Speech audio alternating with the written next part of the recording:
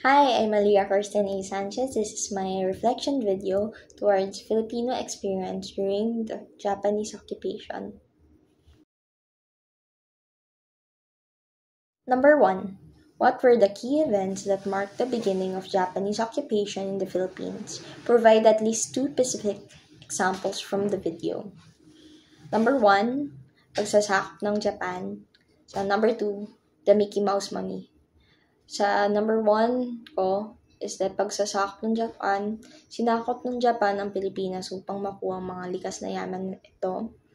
And then the Mickey Mouse Money, sa pagbagong pera ng Japan, naging simbolo ng ekonomiyang crisis at gutom sa bansa.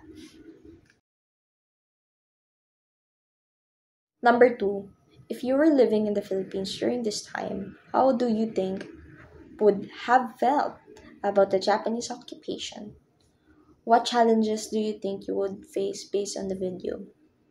As a Filipino woman, I won't be able to survive at that time where the Japanese soldiers would take the women and use them for their sexual needs. Number 3. The video highlights the Filipino resistance during the Japanese occupation. Can you identify forms of resistance showing in the video? Why do you think these actions were important from the Filipino spirit during this time? Edukasyon at kultura sa guerrilla movement.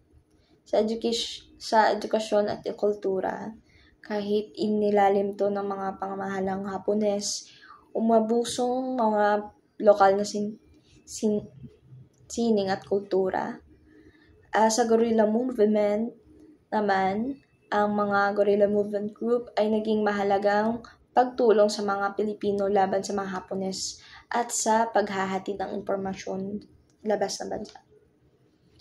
Despite sa Japanese rule, Filipino art and culture thrived during that time, fostering unity and national pride.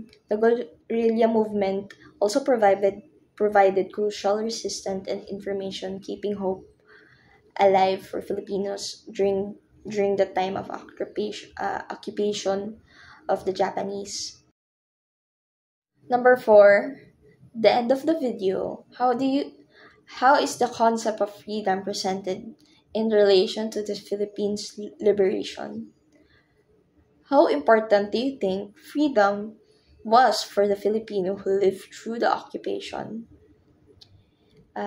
Ending the suffering, the suspension for the revival of Filipino identity. Number 5, based on the information shared in the video, what lesson can we learn from experience of Filipinos during the Japanese occupation? How can these lessons be applied to current struggles for freedom and resistance? Well, for our experience of Filipino during the Japanese occupation, we have learned the importance of unity, resilience, and the power of grassroots resistance in the face of oppression.